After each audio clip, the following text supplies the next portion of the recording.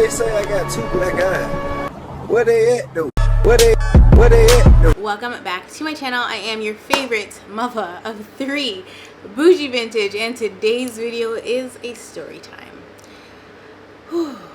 All right, many of you know it's been a lot going on. A lot has happened, a lot has gone on, and I have not really said anything about it. I've been in the secret place with the Lord, and I haven't been talking about it, you know. A lot of you have obviously seen the things being said online about me, being that I am going to prison, that I'm a criminal. Sorry. That my kids are gonna be taken away from me. You know, it's been a lot. It's been a heavy few months. It's been a heavy few years, let's be real. And so today I am finally allowed to say something. And I wish I wasn't gonna be sat here under these conditions. But it is what it is. So let's get into this story. I don't even know what to call this, but it is a story. Oh, it's certainly a story. Okay, let's get into some things. You know, I prayed and I asked God to kind of lead this video, because typically if I have a video that has a lot of information, what I'll do is write it down and, you know, have reference points. But I don't really have that today, because God is leading me, so he will tell me, or he will speak through me and, you know, say what needs to be said, and we leave it at that. I'm not going to add anything in. I'm not going to take anything out. Whatever I'm led to say, that's what I'll say, and anything else will not be said. So let's start with, I guess, the basics. On March 23rd, 2023, I entered the island of Jamaica, and I did so with my mom and my 3 little girls. Whew.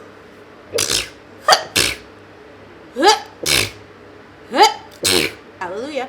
Amen. Now, when I had originally left my home country of Canada, I actually had a restraining order against my ex-husband, Jacob. And the reason I had the restraining order was because, well, after I left him, he proved to still be abusive through other means and channels, and I had had enough of it. So I went forth and got the restraining order as per instructed by my, at the time, lawyer. When I first was retaining my lawyer had said if I want his help, that I need to get a restraining order against my ex. I did not want one, because I had still had this soft spot for my ex, right? This like, I don't want to do that to him. I don't want to get a restraining order, because things are hard enough as they are, and I don't want to make them any harder. But my ex was still being problematic, and that is why I went forth and got my restraining order. Before I had gotten it, however, I had gone to my ex and I had said, you know, this is what my lawyer is advising me to do. I'm not going to do it, because I don't want to. I don't want to create any more problems. There's already enough tension between us. I don't want that smoke, right? I don't want to have to get one. But if you continue to behave in the way that you're behaving, I'm going to have to get one. And that's pretty much what happened. So, you know, he was not happy about that. He had an attitude when I was telling him, I'm not going to get it. I just want you to behave yourself so that I don't have to get it. Like, that's all I was saying, right? And so at the time, he was very upset. We were sitting in my car. He was upset. He was slapping my dashboard, because before I had kicked him out of my home for being, again, problematic, he had agreed to go on medication for his craziness. At the time, I had no idea that he was a narcissist, and there's no medication for that. But he has PTSD, and there is medication for that apparently, and he has ADHD, and there's medication for that. I thought that those were the problems, and, you know, I was like, It was more about his interaction with our children, why I wanted him on the medication. And I started doing research about the different types of medication to help with just the ADHD alone, so that he would be present with the children. And he agreed to go on the medication, but then something happened, which was not coincidental. Something happened to trigger another huge blowout, that ended up making us have to separate. And that was nothing but the hand of God, okay? Because that's what was supposed to happen. The relationship was supposed to end. And it was going to end because God ordained it to end. He had agreed to take this medication and emailed his therapist and told her, he feels that a big part of the problem is the fact that he should be medicated and is not, and that he is willing to take it. And so he showed me the email. And she emailed him back, and they scheduled an appointment. But the appointment was like 3 weeks from the day, which was like, I was like really annoyed with that, because maybe the problems were going to persist for the 3 weeks. And the appointment this was the beginning of the month. The appointment was at the end of the month. And I was like, how is it that she doesn't have any appointments to the end of the month when this man has been going to see her so damn frequently? That don't even make no damn sense. At the same time, because he was at least putting his best foot forward, I was like, all right, cool, we're gonna rock it out until the medication comes, because I see that he is being willing. He was just buying himself some time. This man was just buying himself some time, okay? Because like I said, there's no medication for the problems that were on the surface now. Because of that medication issue, that's why he was in my car slapping my dashboard, because he was like, we didn't even get to the effing appointment, right? Because I kicked him out before that appointment came, because I don't know if he thought, oh well, I'm not on the medication, so I'm gonna just still act crazy. She's gonna rock it out because I agreed to take the medication, so she's gonna have to wait till then, which would just be another mask, right? But it never happened that way. So he's in my car smacking my dashboard and saying that we didn't even get to the effing appointment, which is further proof that he had no intention of going anywhere. As long as I was going to put up with the abuse, he was going to rock it out too. And so God literally just put a dagger in that, okay? He just threw a monkey wrench into the plans, like, no ma'am, no sir, no thank you, okay? So he put a monkey wrench in that immediately, and like I said, we never made to that appointment. And that's why he was slapping the dashboard, because he was also heated now that I'm bringing him restraining order talks, right? Because he's a seasoned criminal, and he has vocally said a million times he does not want to go back to jail or prison or whatever. He refuses to go back. If he's ever in an altercation with a cop, it's gonna be the cop, okay? That is what he would say, because he refuses to go back to jail. Like, he's like, I'm not going. I'm not going.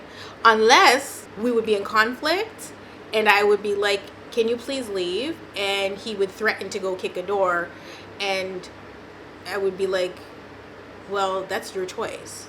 That's like, he was trying to use it to guilt me, to like say, I'm gonna go get myself in trouble if you make me go, like, I'll go kick a door right now. I said, okay, like, me and the kids gonna be here minding our business, okay? Like, you can go kick a door if you want to. That ain't got nothing to do with us, and I'm not gonna feel guilty about you kicking a door and ruining your life. I said a million times, that's not what I want to see. I don't want to see you down and out and all these things. Like, that's for what? Fast forward, like I said, I ended up having to get the restraining order because he was just being problematic. One of the last things that happened before the restraining order was before I even got the restraining order, was that we were arguing, and he was out with the children at the park, okay? The park was like right by my house. And I don't know if he tried to poison Bellamy. I don't know, not poison her with like substances, like poison her brain. I don't know what he said to her, but she came home and she was cussing me clean out. And at that point, I was like, yeah, no, we're not doing that, because it's a million things I could say to my kids about this person, and I'm not doing it because I don't think that that's right. Okay, that is not something that you ever do. You never talk to kids about grown-up business. And so I've made it my mission to protect my kids in that way. They are clueless as to what their father has done. And, The only thing that I've ever had to go and tell my children was about the time CAS was called, and I left their father out of it. I specifically told them that his mother called CAS and tried to have them taken away from me and out of my house to go live, I don't even know where.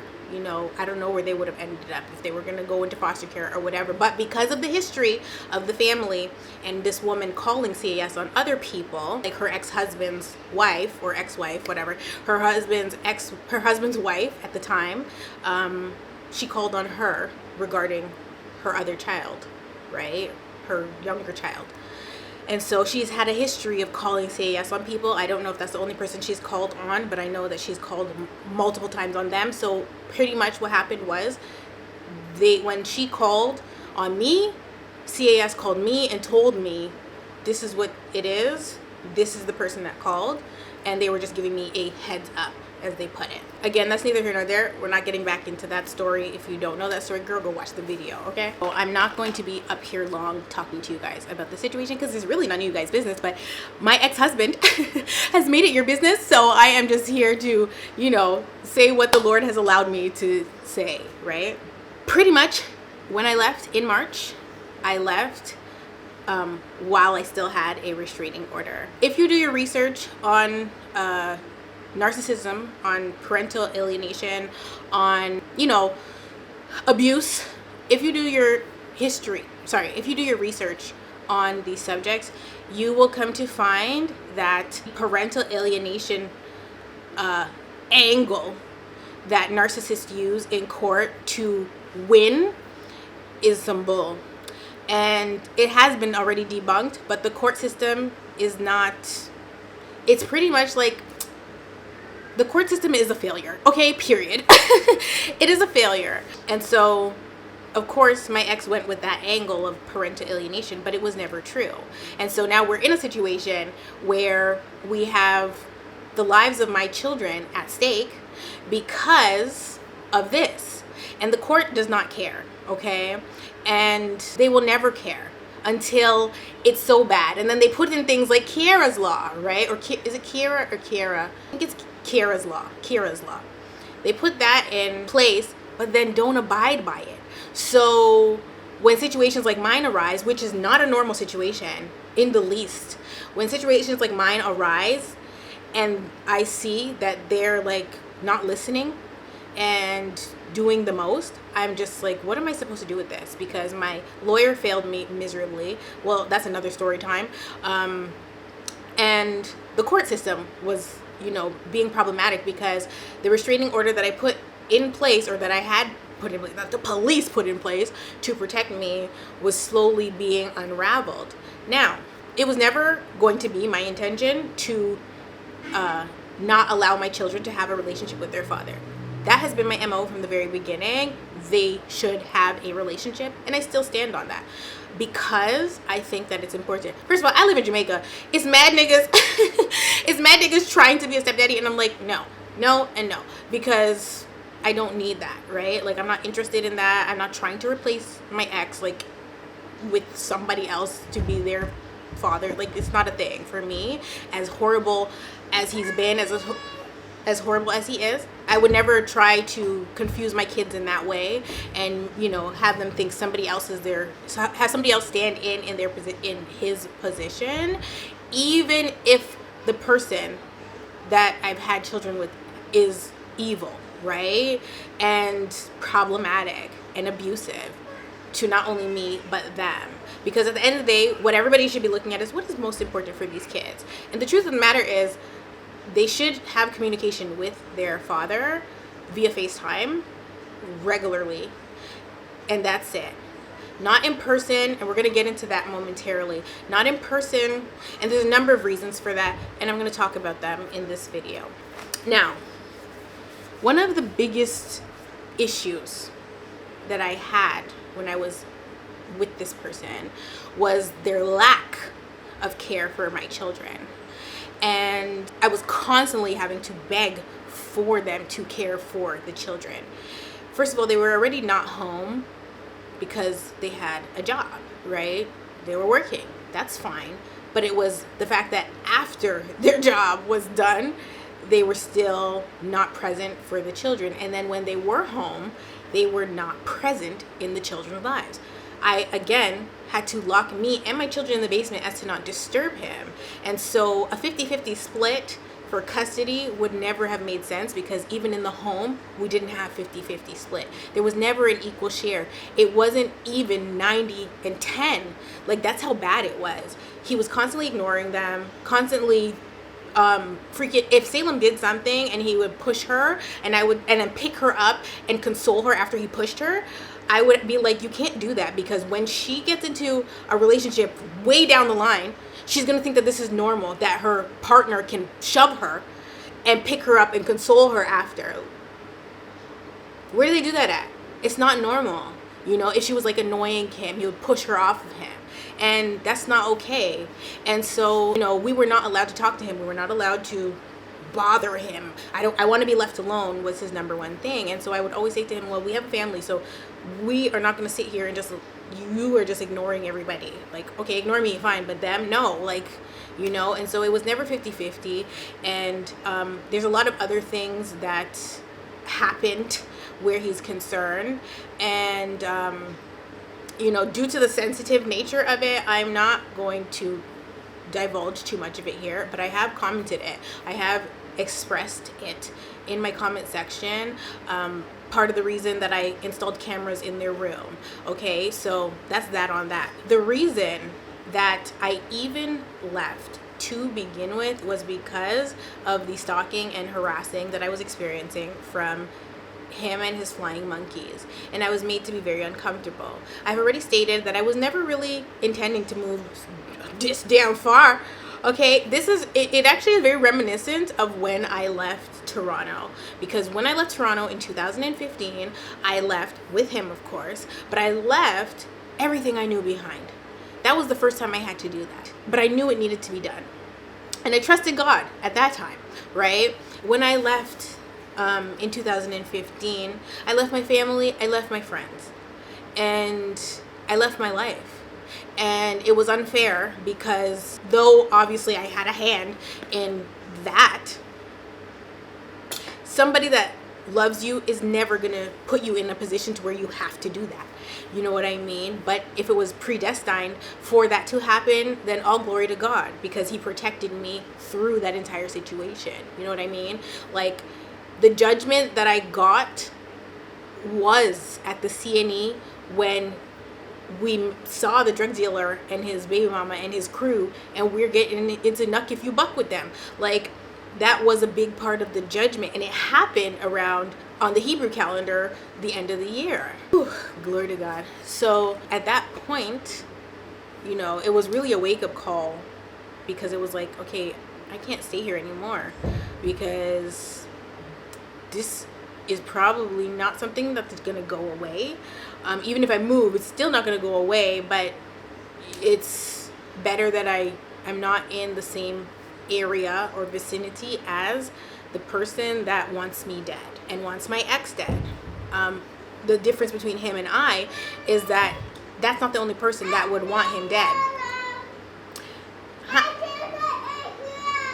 Okay. We had a common enemy, right? But my ex had many enemies. Leaving was also his safety net. But like I said, I was leaving everything I knew and loved behind. I was leaving, you know, my sisters, my mom, my friends. I was going to have nobody. I was going to be isolated. And, you know, you make your bed, you have to lay in it, right? And so it sucked. But I was now on Jacob's time, right? I was now in his web of, you know, foolishness. And it's taken me a lot to forgive my younger self, because it's so weird. I can forgive Jacob. I can forgive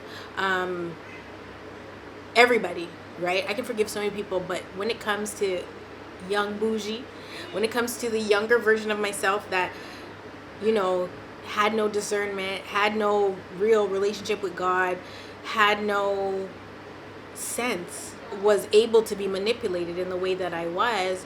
When I look at her, I hurt for her, but I found she was the hardest person to forgive. It's so hard for me to forgive my younger self. How was school? Good. Okay, I'll see. Take it. Take it and share it. What?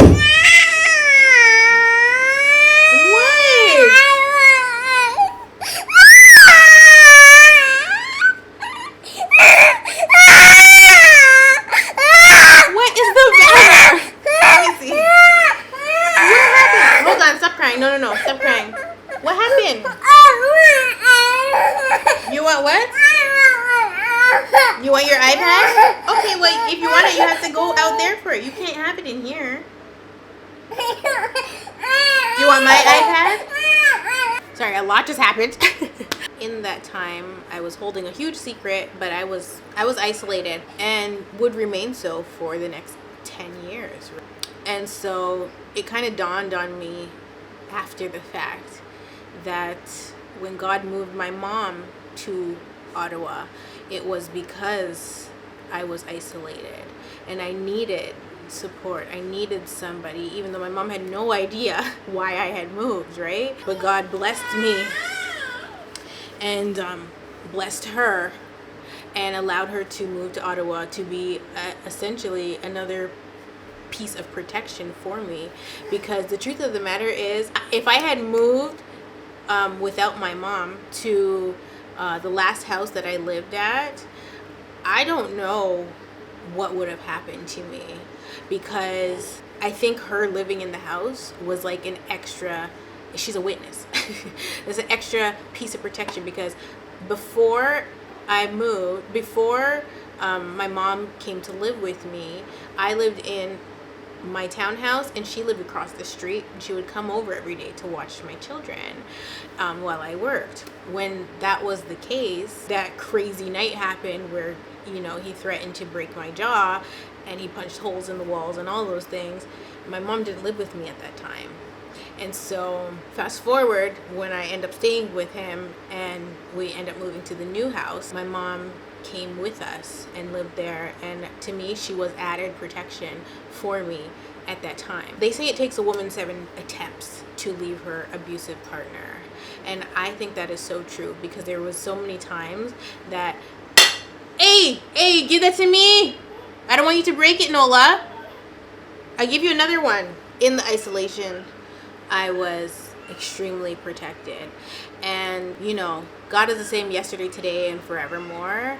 And that's what I love, because when he's doing something that seems like something he's done before, you know to trust him. And so when it came to moving out of country, I was like, you want me to do what? But I was with it, honey, because I was tired and I was scared. And when people started bringing me Jacob's tweets and showing me what he was saying, there was one tweet in particular that he had tweeted that said that I didn't have a reason to be afraid of him, and that it's pretty much just I'm pretending to be afraid of him. Baby, ain't nobody got time. And so in the beginning of this video, I said, you know, I never thought I would have to sit up here and say these things. And quite frankly, as I'm sitting here, I really don't want to say what I'm about to say. But I have more than a million reasons. More than 13 reasons, baby. Let's leave it at 13. I have more than 13 reasons why I would be scared of this person. And you know what? I don't know if the reasons that I'm about to share with you were told to me to create fear in me for the future. But if that was the case, baby, it worked. I found out a lot about my ex-husband over the years. None of it was like we met in the beginning and he told me everything about his life, and you know, no, that's not how this works. That's not how this worked. And I don't think I could have ever been prepared to go through what I have just gone through and what I'm still essentially going through. And so when he said that I didn't have a reason to fear him, or to be afraid of him as to why I left in the first place. I was like, the audacity, the nerve, and the gall. And so I'm going to take you guys all the way back. And this is going to be uncomfortable, so if you are triggered easily, turn this off. My ex has told me a number of stories. And like I said, it's over the span of 10 years. It was never, he told me when I met him, and you know, I still decided to have children with him. I still decided to do this and that and the third, whatever. Over the years, he's divulged information to me. And like I said, I don't know if it was to create fear and to see if he could trust me, or, you know, why. Or because we're in a relationship and, you know, he's telling me that these things because he wants a street cred, or like he's trying to prove why his name is Shooter. So, and he's a tough guy, right? And so I'm going to take you guys back, like I said, to his childhood. Because if you watch murder documentaries or shows or anything like that, if you watch those shows or even if you watch Dexter, I used to love Dexter, girl. The way that a lot of these troubled people start out is through animals. And so when my ex was younger, he told me that some kid in his neighborhood stole something from him. And in order to get back at the person, he broke into their house and put their pet bunny rabbit in the washer and turned it on. But there's a family history, because what happened to their family dog? The dog was killed. They allege that somebody kicked the dog in the stomach and killed the dog. And so that's family history. It doesn't end there. And so I remember one day we were walking through Yorkdale, and we didn't go to Yorkdale often because we lived in Toronto, but we lived in the east side. So from you live in the east, you're not going to travel all the way to Yorkdale. It's too damn far, okay? But Yorkdale's more posh, more uppity. It's a nicer mall and it's bigger, and usually if you need something specific, you go there. And I needed something specific, so we went to Yorkdale. It's funny because the day that we went to Yorkdale, I had actually lost what I bought at Mac. But I'll never forget the day, because as we walked into the mall from the bus terminal, we saw a guy there in a wheelchair. I don't remember if it was motorized or not, but we saw a guy in a wheelchair, and Jacob starts telling me that he's the reason that the guy is in the wheelchair. And I think he's talking crap, right? But then he starts to tell me more about the situation and tells me that the other person, the person in the wheelchair's friend, is buried. They're dead. And the reason that he's paralyzed is because my ex shot him up. And he's telling me this as we're walking through the mall. And I'm uncomfortable, right? But the way that he was explaining it to me as well was that it was self-defense. And so I'm a little taken aback by it.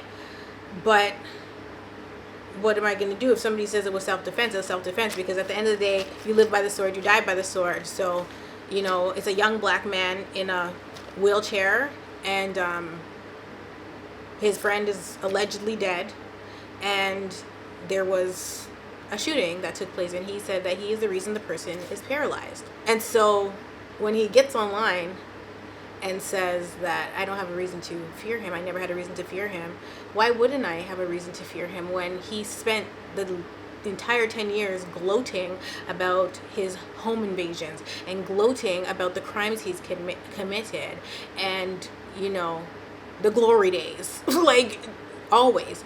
And when I would, you know, ask, like, why do you seem like you're like living, or you miss it? Do you miss that? You know, do you miss that? And he did. It was the adrenaline that, and so working the 9 to 5 was not his comfort zone. He likes to commit crime. He likes to endanger lives. And so it was a big issue in the relationship. But he can't get up on Beyonce's internet and say I don't have a reason to fear him when he told me that one of the friends is dead and the other friend is in a wheelchair because he is the reason. Okay. And then there's another situation where a home invasion went bad. Okay. With this situation, he divulged to me his accomplices, their names. Okay. And so he's telling me the story and again puts it in a self-defense mode. It was him or the other person, but that person is dead. And so he has claimed that he has indeed committed murder. Divulged this information to me over the years. And like I said, I don't know if it was to create fear or not, but it worked. Okay, so when I finally come up out of MK okay, when I finally get up from under him and I start looking at my situation from the outside, I'm scared to pieces because, first of all, I was manipulated from the very beginning. I was manipulated from the time I met him and he moved into my house without permission. Like, you know what I mean? And like created problems for me there. And I was so dumb. And you know, I got Tinder swindled before Tinder was a thing, okay? I got swindled because I got my box 8. I got my box 8, wasn't asked for anything in return. And you know, it really confused me and has been a catalyst, you know, to what's going on in my life right now. The fact of the matter is, and I know people are sat there like with their jaw dropped on the floor right now because you're like, oh my God, she's snitching. Baby, I don't live by street code. I am not a gangster. I'm a civilian. So no, I'm not snitching, but this person is online threatening my children's lives. He's not threatening my life because, like I said, I have peace with the entire situation. But should anything happen to me, oh, baby, I'm singing like a canary, period. Okay? Because at the end of the day, I've done nothing wrong.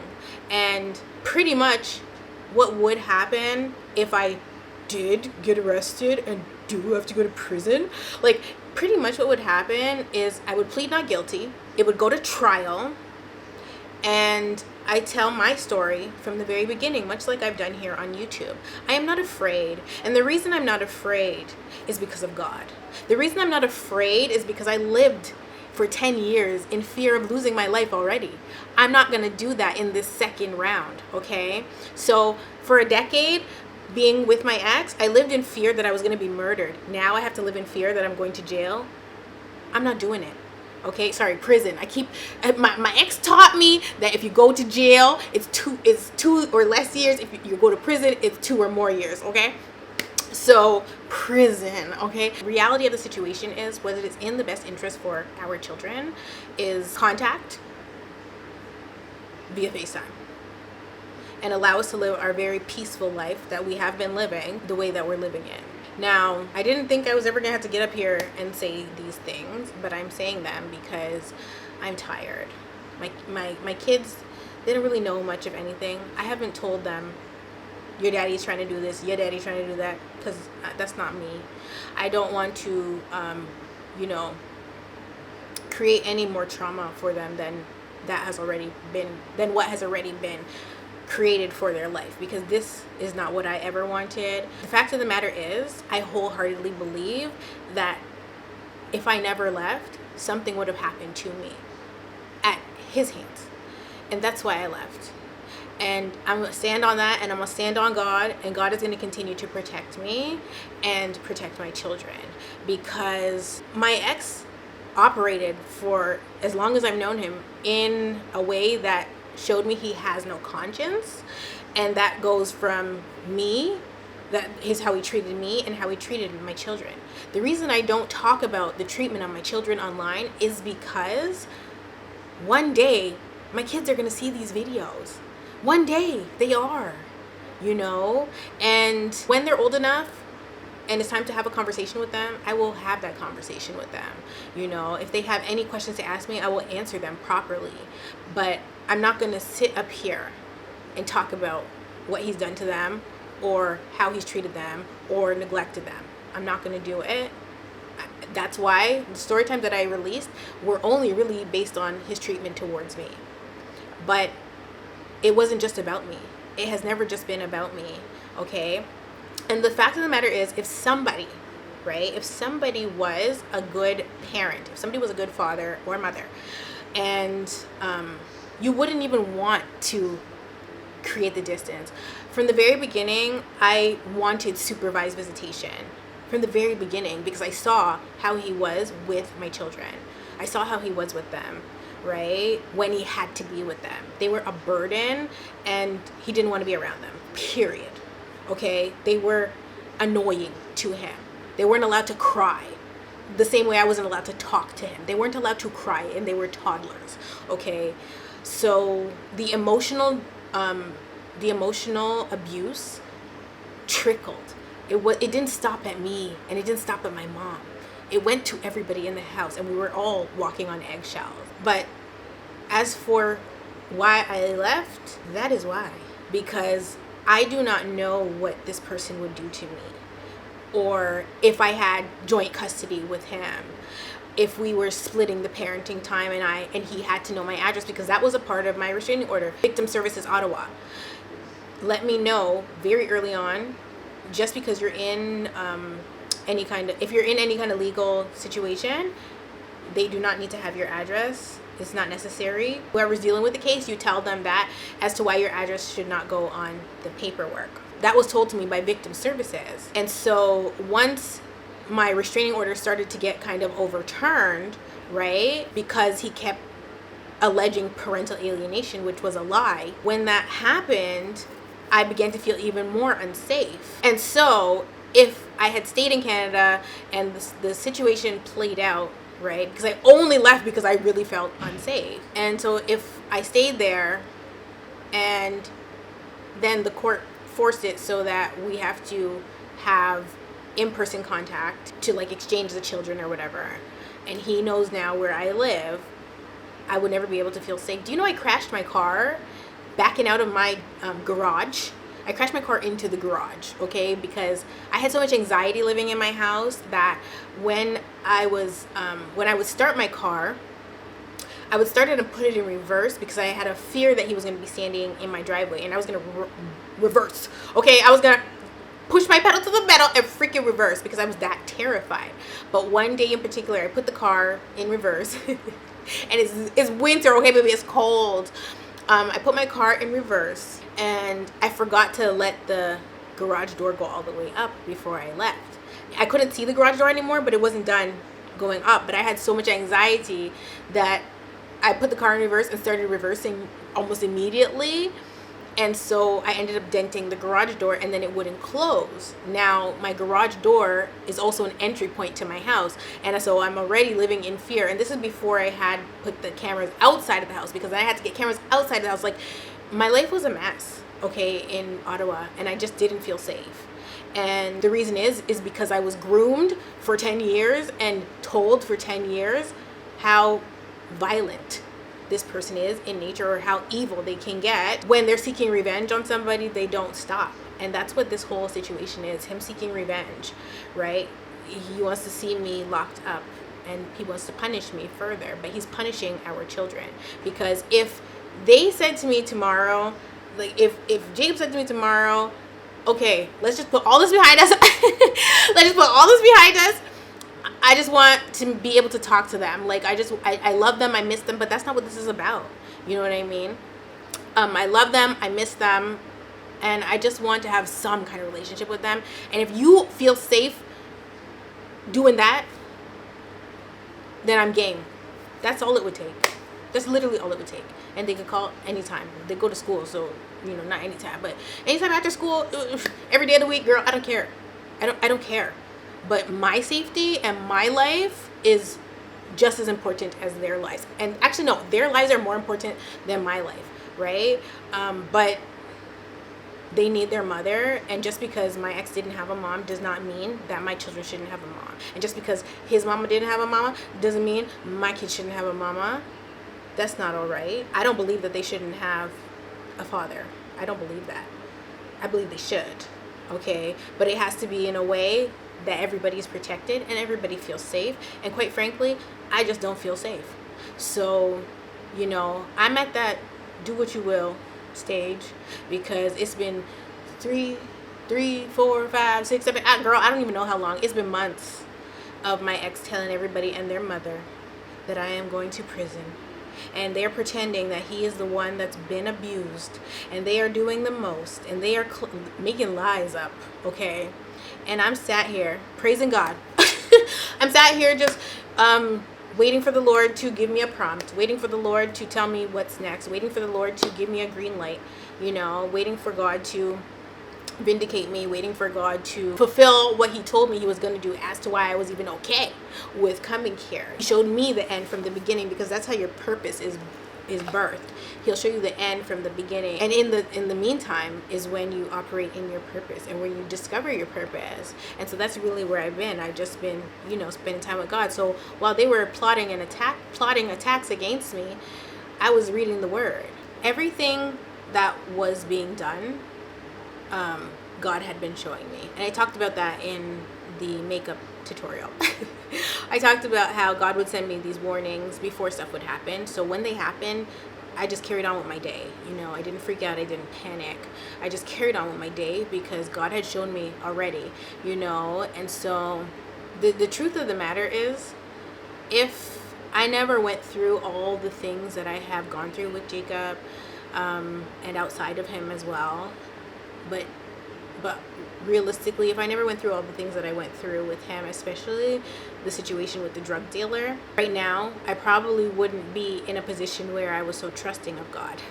Because if God will deliver me from that, okay, if I could live to tell that testimony, if I could live to tell that story, and, you know, God protected me through that, right? Why wouldn't he protect me through this? Because at that time, and that's the difference between then and now, that time I was dead wrong. I was dead wrong, okay? Did I agree to something I had no business agreeing to? Absolutely. But that's not what this is. This situation is completely different. This situation, I'm not in the wrong. And that's really the bottom line. Because at that time, I was scared. I knew it was wrong because I tried to get out of it. And at that time, Jacob was my God, because I was asking him for permission to do stuff. I wasn't consulting God, and that was my biggest problem. I didn't consult God. I consulted my boyfriend. And my boyfriend told me what to do, and I listened. And this time around, that's not the case. I am trusting wholeheartedly my creator, because my God is back to being my God. And after it happened, I didn't ask the other God I was serving to protect me, though they tried to convince me that was their purpose, to now protect me, right? I was praying for both of us to be delivered. I have the journal entries from 2014 still in my iCloud. I still have them, where I'm like saying I want us to have a fresh start, and I'm praying to God about it. And after that situation happened, I came back to God. But while I was in it, he was my God. And he was telling me what to do. But now the Holy Spirit tells me what to do. And the Holy Spirit told me, take your kids and move. I got this. And I said, okay. And so my ex is not warring with me. He's warring with God. I have no hand in it. I have nothing to do with it. I'm just here watching it. Baby, I'm watching it like, y'all, I'm eating my popcorn, sitting on the edge of my seat like, y'all, like, ooh, what's going to happen next? I'm laughing. It's not funny. Oh, my God. I'm literally sat here like, what's going to happen next? What God told me on January 22nd, 2023 was enough of a comfort for me to be obedient to pack up and leave. Because I think I talked about it in the makeup video. I said, listen, God, I ain't finna do nothing that's gonna get me in trouble. So if I'm not supposed to do this, please block it. And he will. And he will. He will do something to make something not work out. Okay? And it happened at first. I was trying to do it in my own strength. And it was getting blocked, because if I had done it the way that I originally was going to do it, and I'll probably talk about that in another video, then things wouldn't have been so smooth. But the transition has been beautiful, and it has been smooth, and I have no regrets. I'm standing on God, and at the end of the day, I have a lot of reference points, both biblically and non-biblically, to reference. At the end of the day, God freed me, and he freed my kids, and he freed my mom, and that's what I'm standing on. I really don't owe anybody any explanation. I know people are judging me.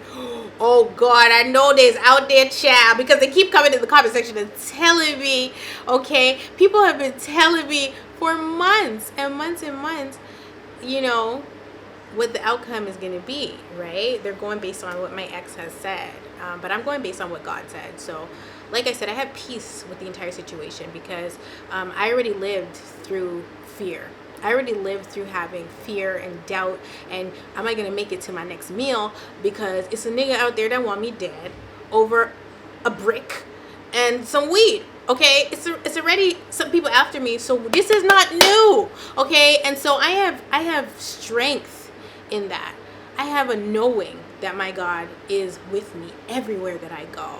His angels are with me everywhere that I go. And if you're not a believer, that ain't between me and you, baby. That's between you and God. So don't be getting in my comment section talking no mess about God is not real. Okay, we'll see.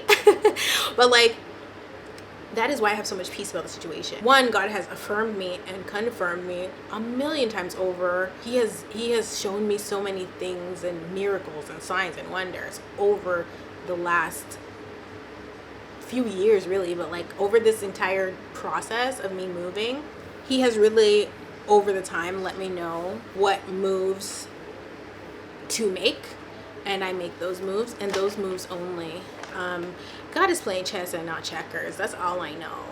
And I'm just fully confident in the God that delivered me before is going to deliver me again. And I have just a lot of peace in that. I think obviously that the situation is sad. In a perfect world, this would not be the case. You know, we would be able to, even if we broke up, we'd be able to co-parent successfully, and you know, it would be great, you know. But that is not the case, because from the very beginning I have been used and abused, and God had finally said, okay, enough now. And I agreed, and I was in agreement with God that it was enough. And that's when God put his mighty hand over my life and, you know, plucked me up and put me where I would be safe.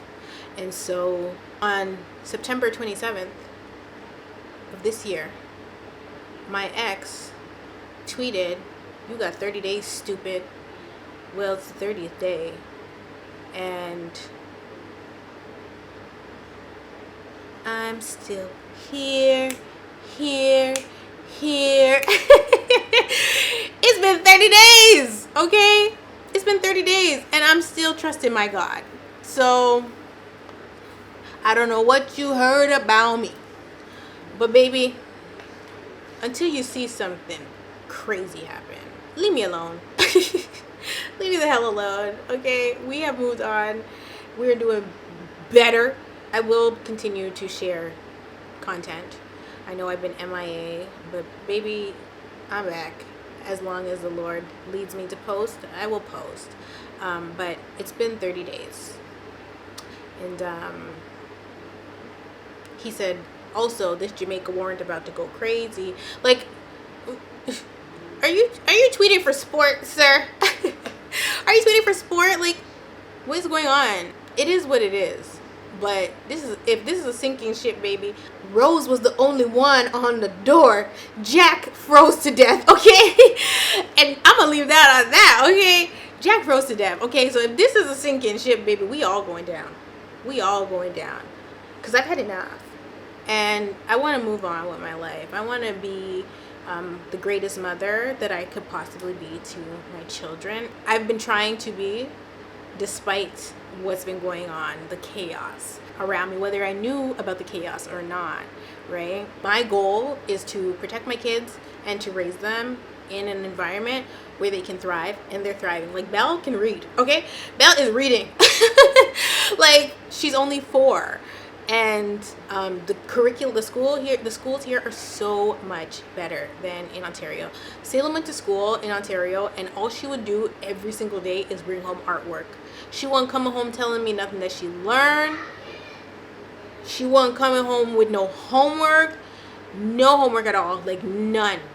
And she was in junior kindergarten, and they weren't doing anything. And here, Bella's in junior kindergarten, and already they're teaching her how to read. And she has this she just has this love for school, and so she actually forces me to give her more homework. And I had asked her teacher, I'm like, can you give me extra homework for this child, because she is bothering me. And she's like, she can't give her more homework because then she's gonna be ahead of the class. And I was like, ugh. But before I came, I knew that I was going to end up having to homeschool Say during the time that she wasn't going to be in school when we first moved here. So I have the curriculum books. So I've been using those to give Belle extra homework, because I can't give her extra homework from her Jamaican curriculum book, right? So that's been great. Like, she loves learning, and like, it's just been really, really good. But like, in Ontario, they weren't doing nothing in the classroom, okay? And here, every day my kids have homework, and they're actually learning stuff. And they come home, like, it's Heritage Month in Jamaica, so they've been coming home and telling me about all of the heroes of Jamaica, and we had a holiday and all these things. And so they're telling me about Samuel Sharp, they're telling me about Alexander Bustamante, they're telling me about Nanny of the Maroons, like, they're telling me all these things, and I'm like, oh my God, like, they're really teaching you guys stuff, right?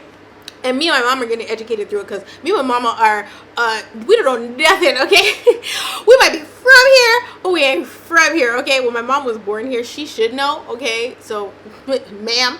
But we're learning too, and it's been super duper cool. That's neither here nor there. The fact of the matter is, I am blessed, I am highly favored, I am protected, I am God's child, period. And welcome to the table, okay? Welcome to the table. So you guys can continue to watch the circus that is going on. Of course, this video is going to cause a ruckus, baby, but it is what it is. And I really just want peace. I want to be left alone, and I fought really hard, and I'm not going back to living in fear at this person's hands, because that's what my life had been for 10 years. I'm not doing another 10 years of it, okay? And it's no coincidence that he's saying I'm facing 10 years. Baby, I already did 10 years. I did 10 years in Jacob's prison. I did. And I was isolated, and he was the warden, and I couldn't go nowhere, and I couldn't do anything but sit on my ass and make videos. Thank you, Jesus, okay? I couldn't do anything but that. Be barefoot and pregnant in a different way. See, where they messed up at was, I might have been barefoot and pregnant, but baby, I had my own money, okay? Most of the people that are barefoot and pregnant ain't got their own money. They are solely reliant on their spouse, and that's why they struggle to leave even more. Now, I struggled to leave, okay? Don't get it twisted. I didn't struggle to leave, but I was able to do it because I had my own income. I was never relying on him or his.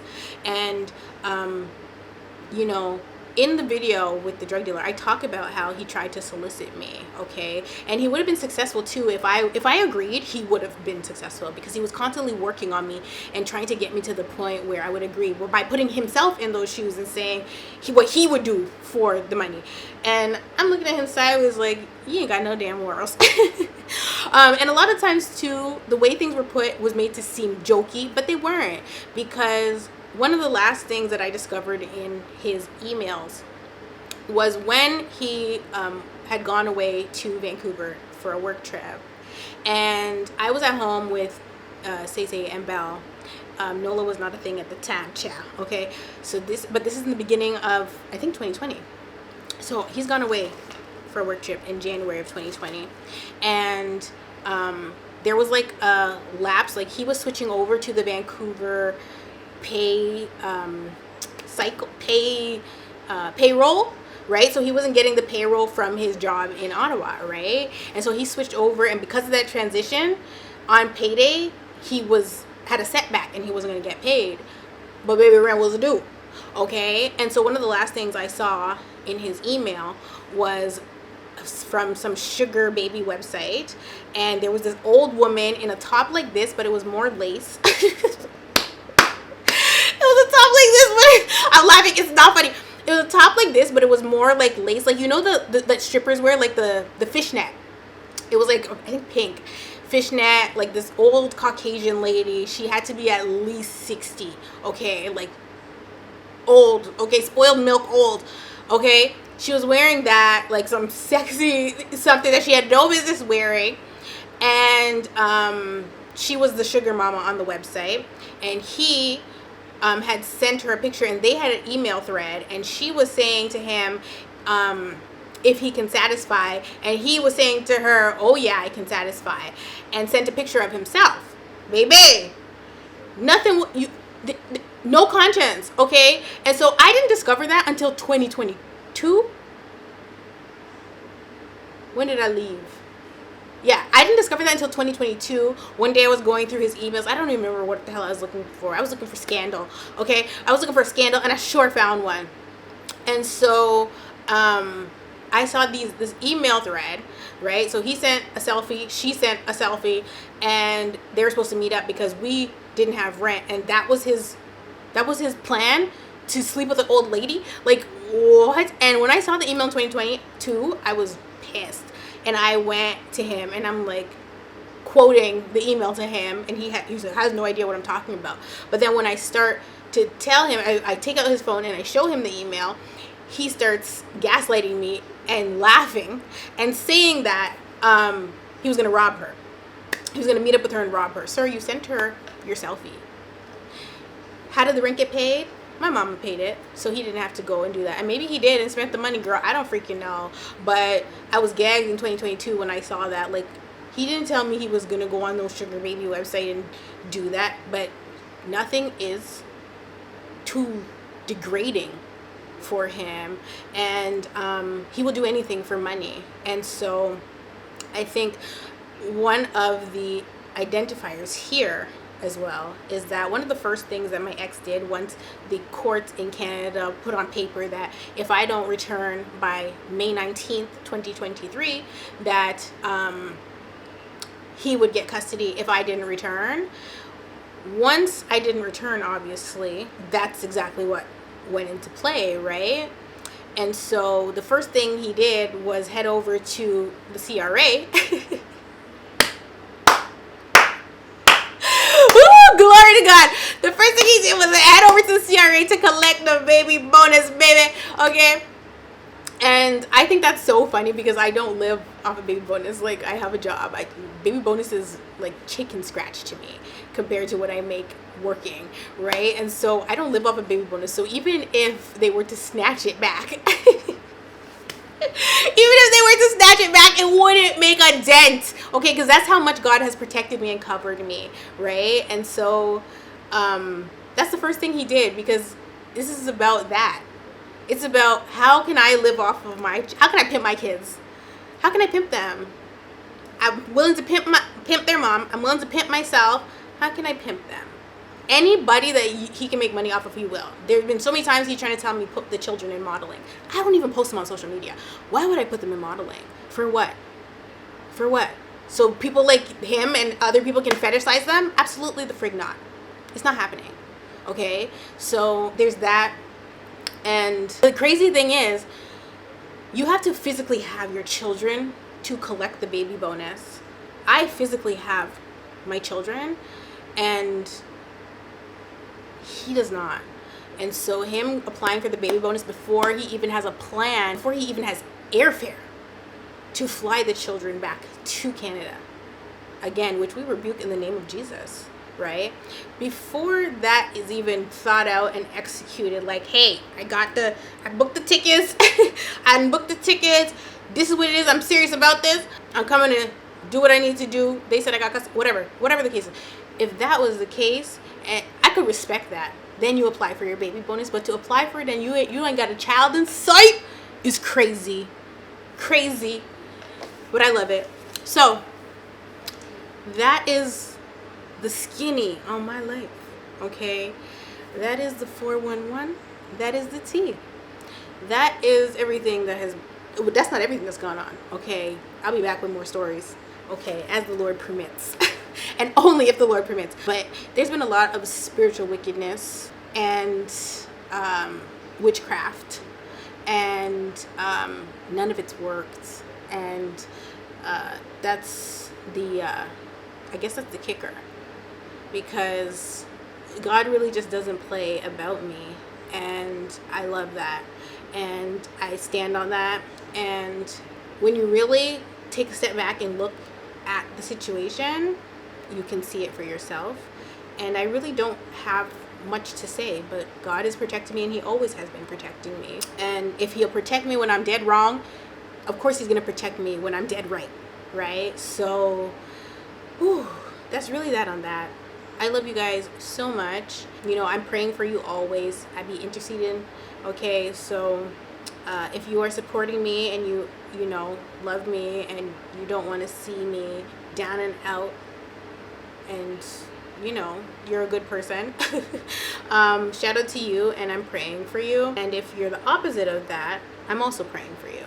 I don't know, I've never woke up and wanted to see somebody in a bad position. I never woke up and was rooting for the wrong thing to happen to somebody, even my ex. Like, never not gonna do it. Not for what? It don't tickle my fancy, okay? It don't make me hard, okay? Like, it doesn't do anything for me to see somebody down and out. It really doesn't. I just be praying for folk, because if that's what you're wishing for me, think again. It's just not a thing. All glory to God. He's got this covered. It's above me now. I am delivered. Like, all these things. Yeah. When Kanye said, "I'm not here to turn atheists into believers," same. I'm just trying to say, the way Kathy Lee needed Regis, the way the schools need the teachers, baby, that's how I need Jesus. And that's on period. That's on period. Okay. So yeah. I love you all. And if you don't hear from me, don't assume anything. Anyway, I love you all so much. And I will definitely see you in the next one.